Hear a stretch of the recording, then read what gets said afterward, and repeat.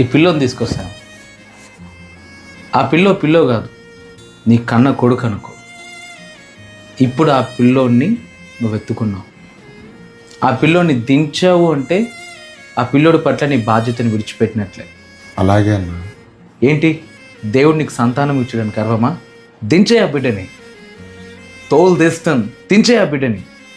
గర్వం నెత్తికెక్కిందా ఏంటి? దించే ఆ బిడ్డని. దించకపోతే చంపేస్తాను, దించే. సారీ అన్న, నన్ను కొట్టండి చంపండి, కానీ నేను దించలేనన్నా. ఎందుకు దించవు? తల పొగరా? మనుషులు మాట్లాడితే లెక్కలేవా? ఏం గర్వం నెత్తికెక్కిందా? దించు అన్న. నేను ఏమైనా చేయనన్నా, కానీ దేవుడు నాకు బాధ్యతగా ఒక కొడుకునిచ్చాడన్నా. నేను దింపలేనన్నా.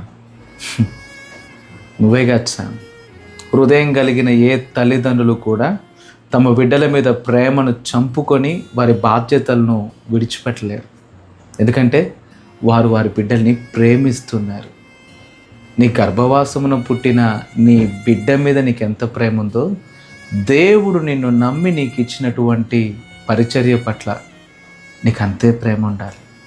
ఒకవేళ నీ పిలుపును, దేవుడు నీకు ఇచ్చిన బాధ్యతను అదే రీతిగా నువ్వు ప్రేమిస్తే చిన్న చిన్న అవమానాలకి, నిందలకి, శ్రమలకి భయపడి బాధ్యతను విడిచిపెట్టలేడు.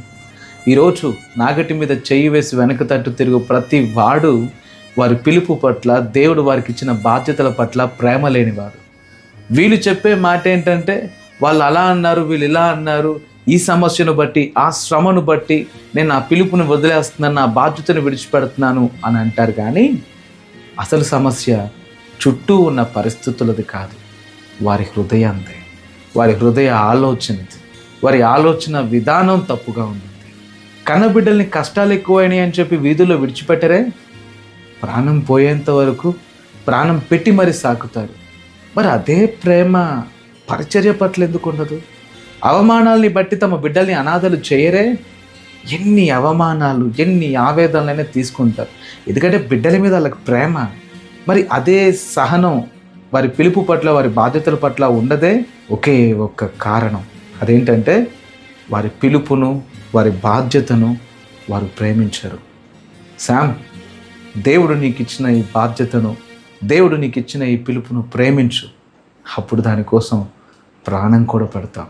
నాకు అర్థమైందన్న. Thank you so much.